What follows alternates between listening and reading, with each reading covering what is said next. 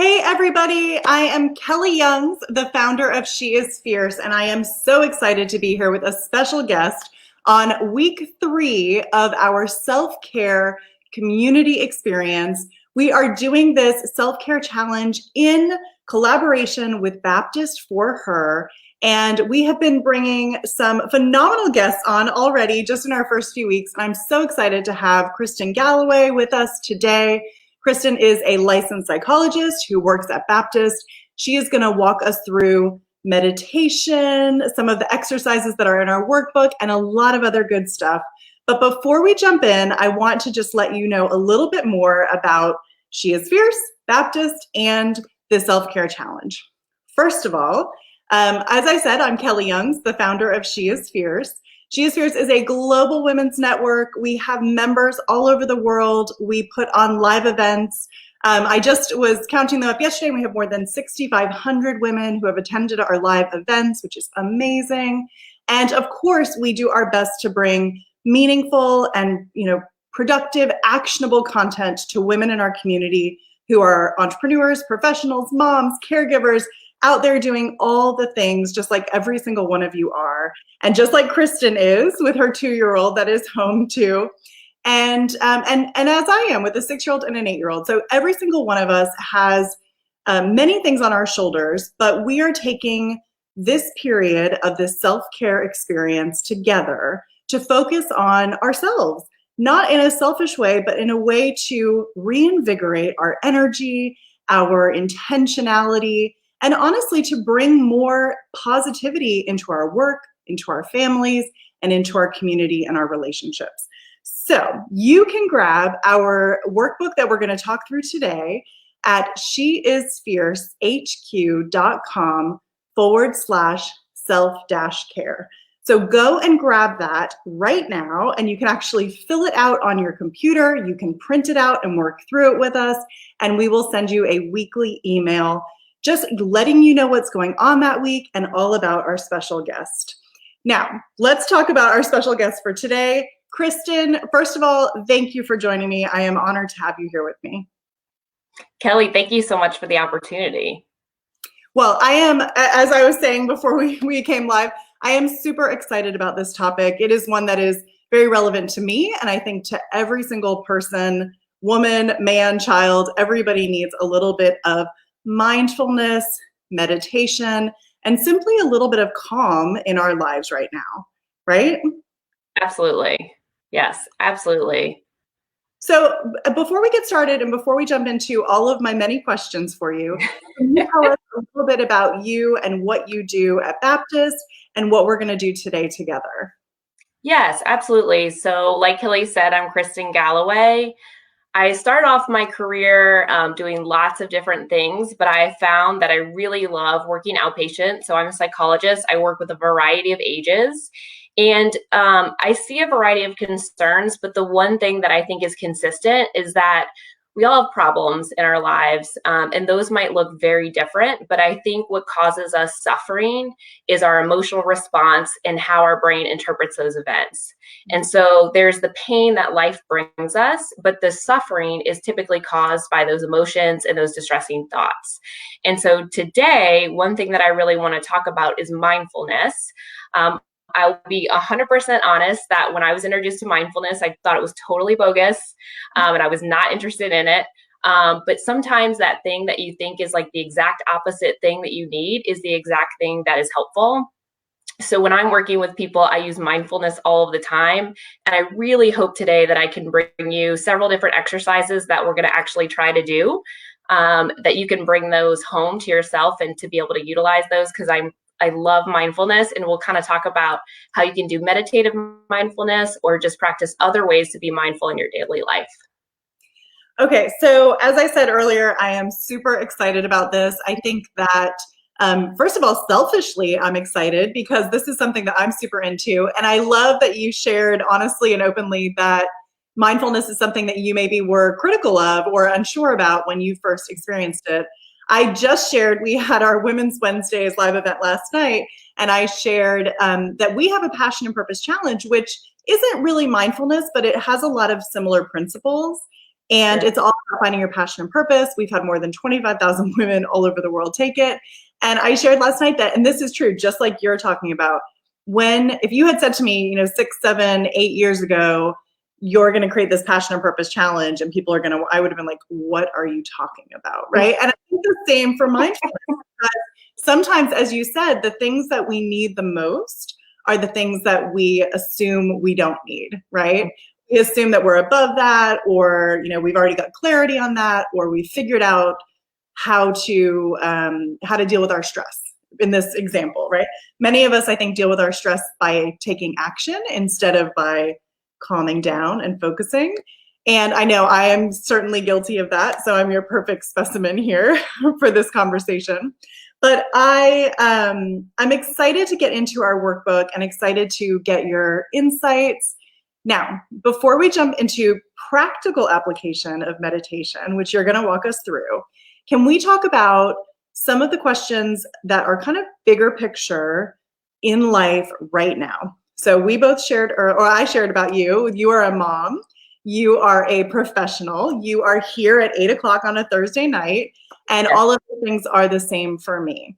So we obviously have a lot of things going on, as does every single person watching this right now. And sometimes it's because somebody is caring for their mother. Maybe they have 4 kids and they're a stay-at-home mom. Maybe they're pregnant and worried about what that experience is going to be like. Every single one of us is carrying different challenges, different stress. And then, of course, all of the things in 2020 are packaged right on top of all of the things that we're carrying around anyway. So I know you probably are meeting with people every single day who are dealing with this. What is the advice that you give them about, this bigger question that we had around figuring out what threatens your physical, your emotional, or your mental well-being, and just finding clarity? Sure.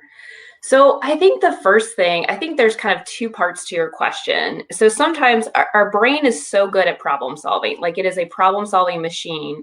But at times when we experience anxiety and stress, there's nothing to be solved. It's just that we are overwhelmed.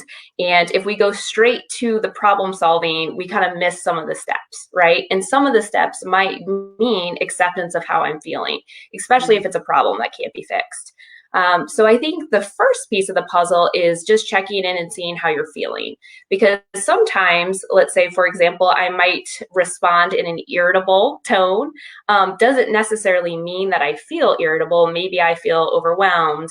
Maybe I feel anxious. And so I think one of the first things to do is to go ahead and just check in with how I'm feeling. And so I love the workbook that you created because you have a really nice array on a continuum of having people kind of check in where you feel. And so I think the first step is just where am I? The second step, I think, is kind of what I hope that everybody does tonight. Like you said, I'm thinking about, especially it being Halloween, maybe some of you are like trying to still purchase costumes on Amazon. Maybe you're making costumes. You have dishes in the sink. Like, I'm sure your mind is everywhere else. And I think about being intentional with your intention. And so even right now in this moment, like I think we all have other things on our minds. Like right now, my focus is to just be really mindful in this moment. And so I think the second piece of the puzzle is even tonight for these 30 minutes, trying to pick a word for yourself of what you want to do with this time and really focusing that. And I think when those two things are true, when I know how I feel, when I'm being mindful with my time, then the problem solving is the easy part. So if it's okay, Kelly, could we get people to rate their feelings right now? Is that like a good time that we could do that?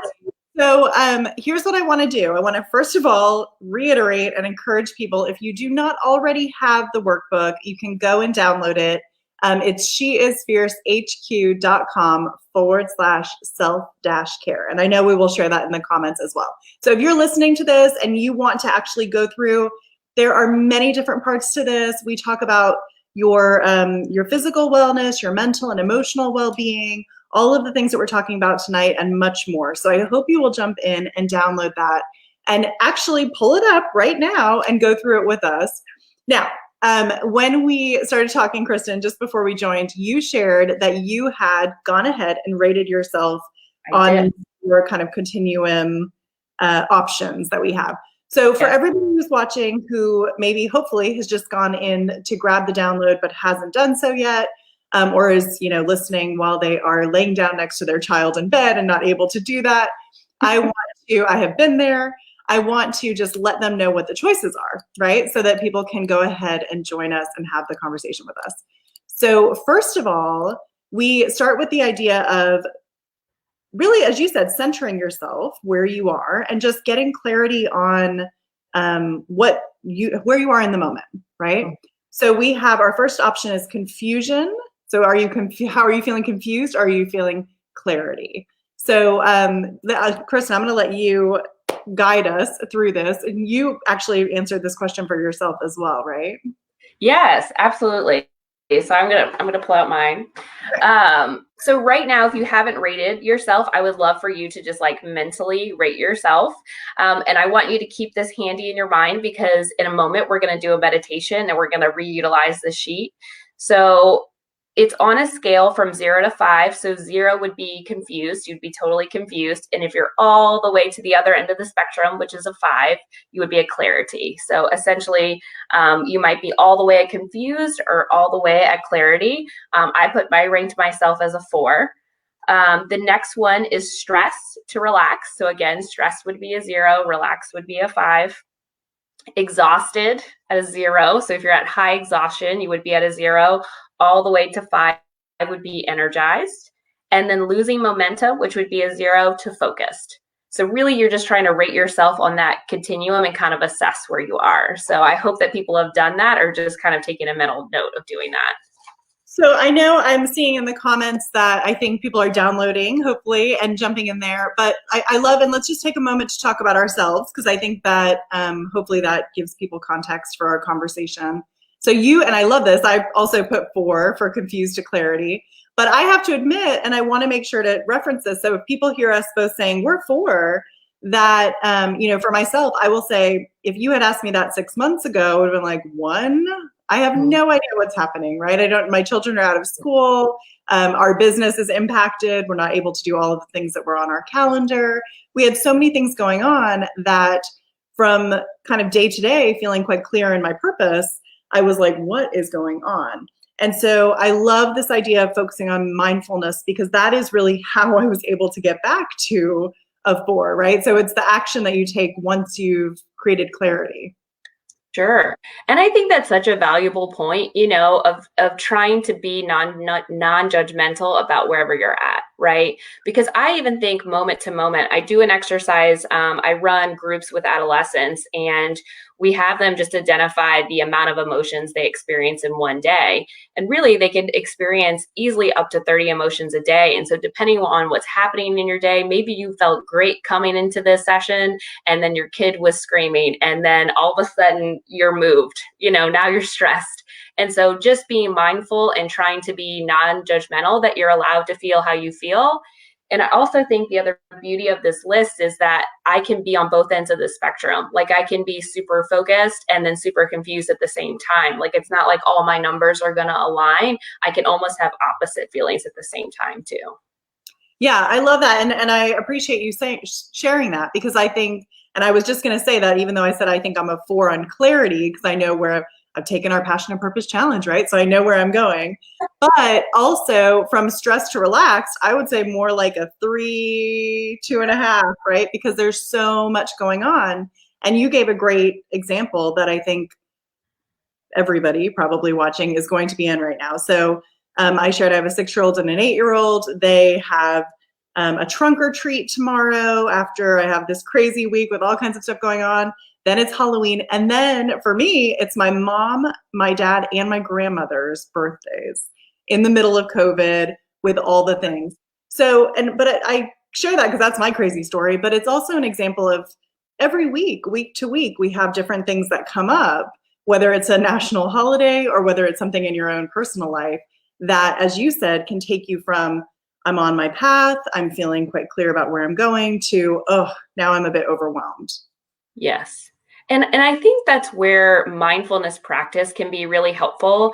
Something that we're really going to focus on today is meditation. And so all meditation is mindful, not all mindfulness is meditation, right? And so I think what you're talking about is exactly that essentially just by being mindful of where you're at and where your emotions are can help you. Okay, so let's talk about the difference, because I just shared a way that I think that I feel quite clear in mindfulness, right? But I would love for you to explain that. I think that I have mindfulness down, but meditation is always a struggle for me. And Sure. I would say, there are some people in my life that I'm close to who meditate every day and who have phenomenal benefits from that. And every time I see that, I am jealous. So I know there are other people who are watching who are experiencing the same thing. And I would love, first of all, can you just explain the differences? And then Sure. we can walk through the meditation process. Sure. So I think sometimes, like you're saying, mindfulness and meditation get lumped together. Like if you're being mindful, you must meditate. And yes, I would argue that meditation is a big part of mindfulness. It's not all of the ways to be mindful, and it's not the purpose of mindfulness. So, really, when you think of mindfulness, it's being intentional with your intention, right? So so a lot of the exercises are kind of like, I like to use the example, if you guys have seen Karate Kid, I'm dating myself a little bit, but when they do A new TV show, so maybe everyone's seen that. That's right. Like I feel like maybe the kids I work with now like kind of know Karate Kid, but so when Daniel has to do the wax on and wax off, he's very frustrated because he's like, why am I doing this whole wax on, wax off thing? There doesn't really seem to be a lot of utility in this. But then he realizes once he goes to do karate, this was the fundamental skill, right? Mm-hmm. So meditation sometimes is the fundamental tool that you need that's going to help you in your life.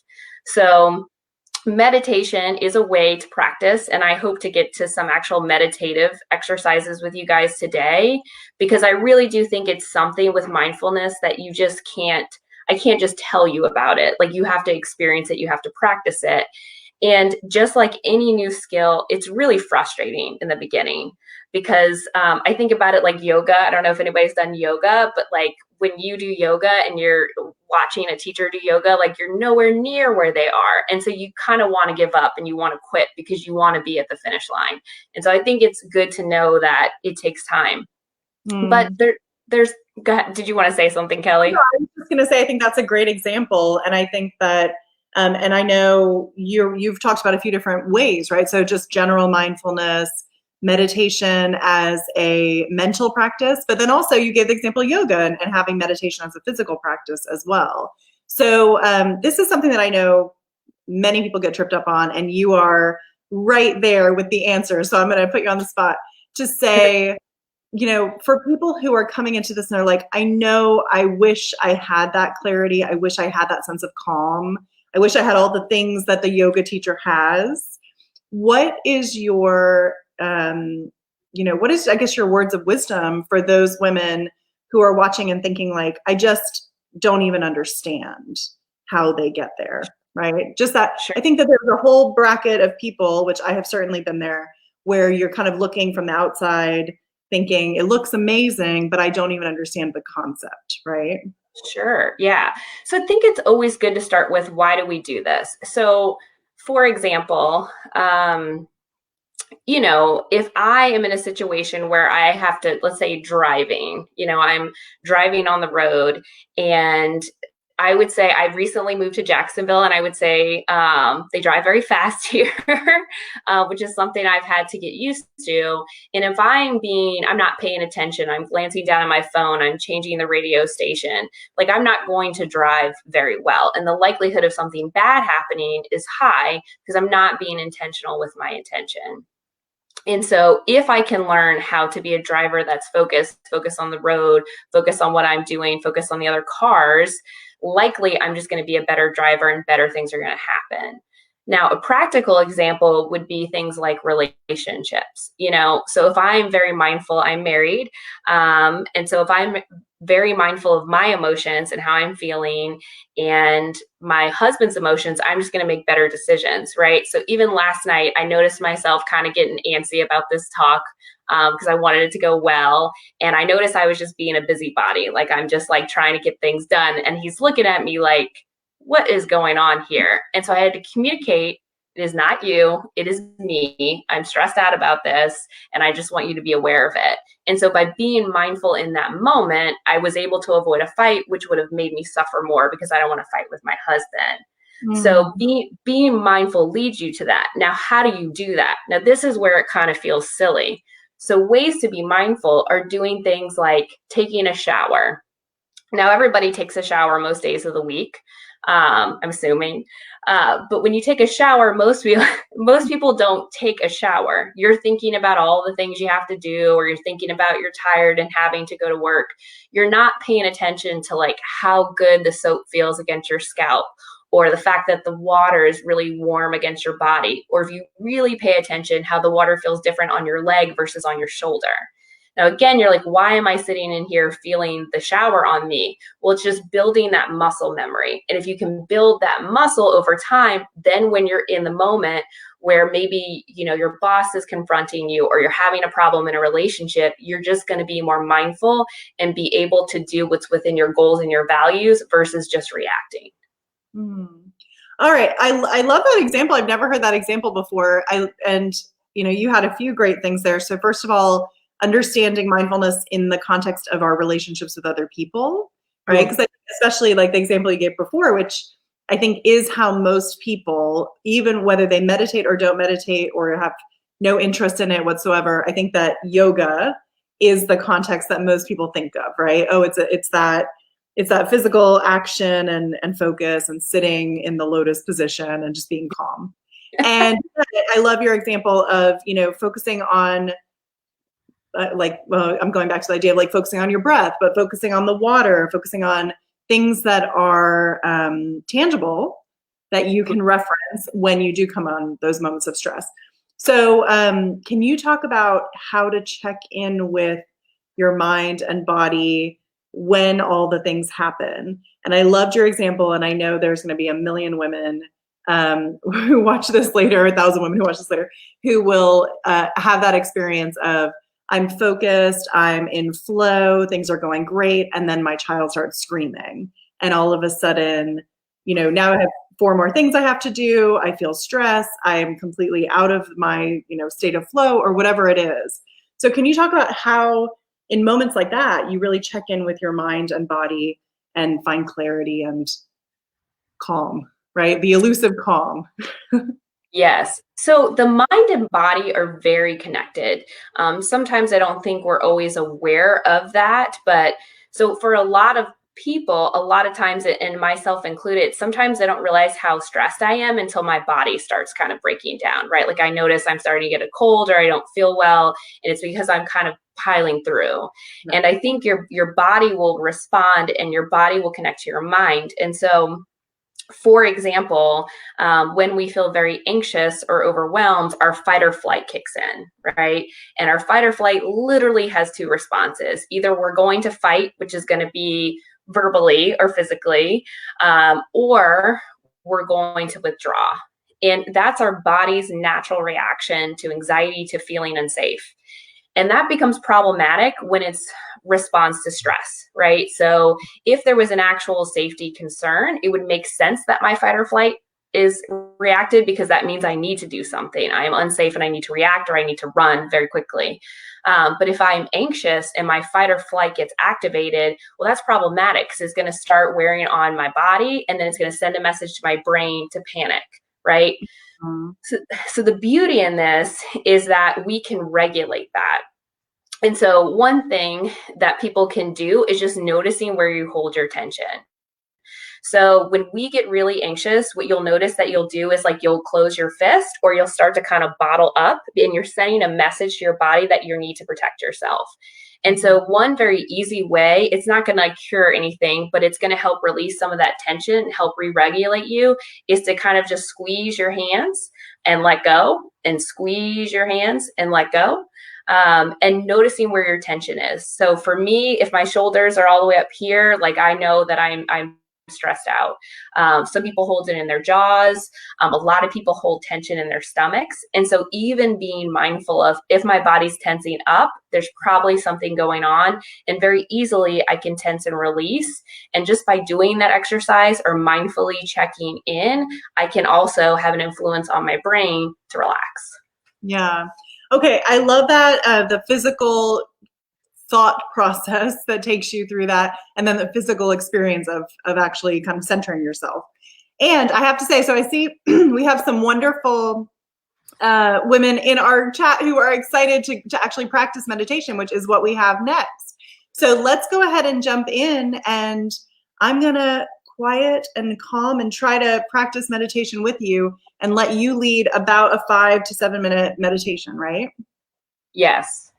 So I just thought that, this is such a hard time. Like, just from people that I talk to, from my own friends, I think everybody is really scared, especially with the election coming up. I think people have multiple feelings. And I think that, I'm so sorry, my computer is locking up, you guys. Oh no, we can see you. Can you see us? I can't see you, but I'll be able to see you in a second. Okay, we can see you, Kristen. So if you want to, we will Okay. just watch you as you teach us our meditation, even if you can't see us. So I think that this is just a really hard time in our country. And I think part of this time is that no matter what happens, that we have to learn how to figure this out all together. I feel like we've just been through so much with the pandemic. As we've discussed, a lot of us here today are moms and just worries about our children. And so I think right now more than ever, we need to feel connected. So this is called a compassion meditation. So if you're comfortable, I'd ask you to close your eyes. If you're not comfortable doing that, just find a gaze in front of you where you can kind of focus and you're not looking at me, you're just focusing on something. If you're home and you want to lay on the floor, you want to lay in your bed, just get comfortable and settle in. And so I'll ask you at this time to close your eyes or find a gaze. And I'd like you to turn your attention to the sensation in your heart. We don't often take the time to check in with the state of our heart. Let's take a moment to check in with yourself as we wrap up this session. Is there tension there? Sadness? Relief? Anxiety? Can you feel your heart? Just take a moment to really notice what's there. Not to think about it, but to just feel it from the inside out. To be present to your heart.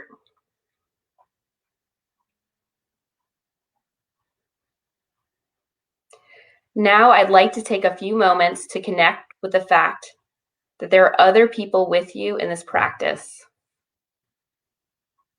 Notice each one is a person who experiences emotions like you were just noticing inside yourself. Each of these people have felt happy at times, just like you. Each have been proud, just like you. Each of these people have been hurt, just like you. Each of these people have felt unworthy or inadequate, just like you. Each of these people want to be happy or content with their life or feel like their life has meaning, just like you. And each of them have found it hard to achieve these things. Each of these people suffers more than they want to, just like you. See if you can connect with how hard it is to live a human life. Being human is not easy. There may be a sense of heartache or sadness as you contemplate the situation, that we all find ourselves in. Here we are, each of us, faced with the situation of how to live a human life.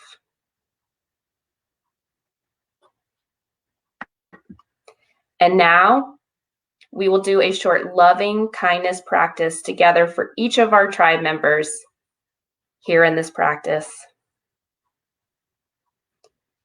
We will be silently offering kind wishes to each person, including the words that they most need to hear in their lives.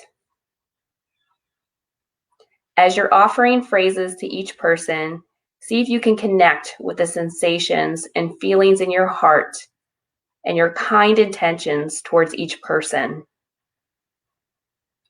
And when the time comes for you to receive the kind wishes of everyone else, see if you could practice letting it into your heart that is open wide.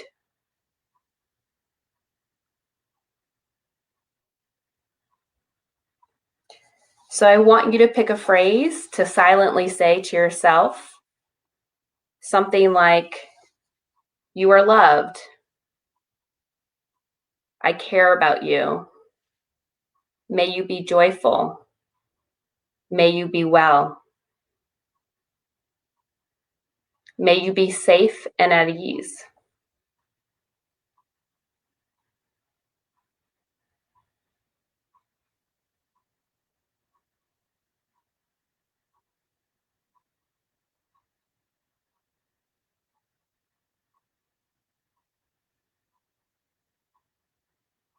And now, once again, bringing to mind this group as a whole, the courage, care, and presence of each of us has shown up with ourselves and each other over and over again in the face of difficult emotions.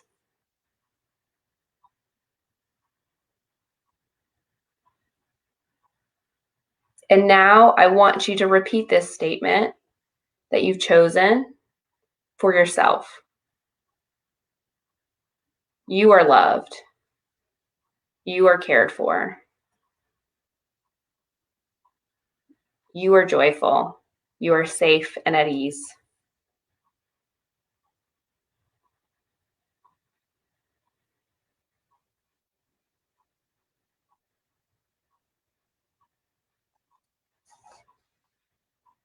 Can you feel right now in this moment you're belonging to something larger than self-critical thoughts and feelings? The next time you notice self-criticism or shame, will you practice remembering our wish for you? Will you practice letting it in with an open heart? Take a moment and try to accept these statements from all the lovely ladies who are with us today.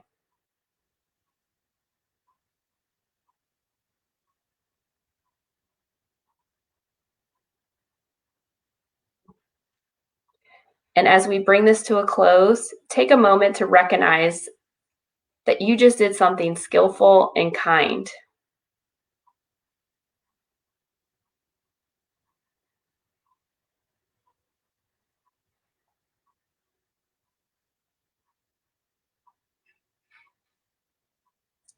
Now start to notice maybe your body against the chair, your back against the floor. And when you're ready, bring your attention back into the room and gently allow your eyes to open or unfix your gaze. Oh, I'm feeling very calm now. So I hope that everybody who was joining us is feeling the same sense of peace that I am after that. Thank you, Kristen. You're welcome.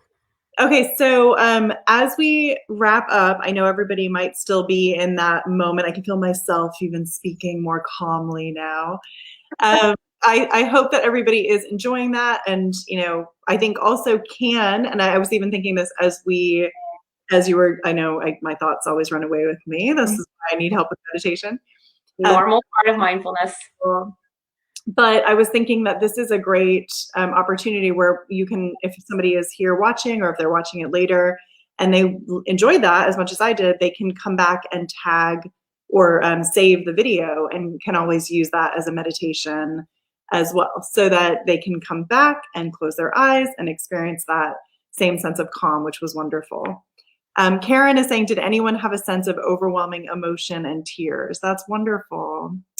So I have to say that I was thinking, gosh, I wish that, I loved your focus on community, right, in meditation, which you don't hear very often, and I loved that.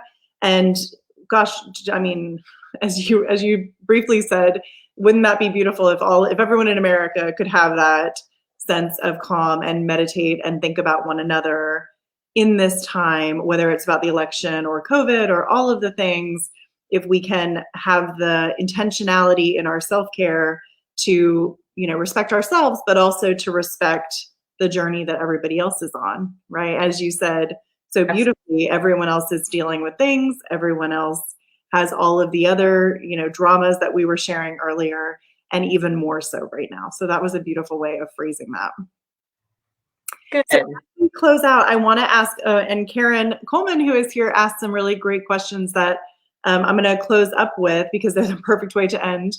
And so she said, I know there are evidenced health benefits to mindfulness and meditation, but not sure specifically what they are.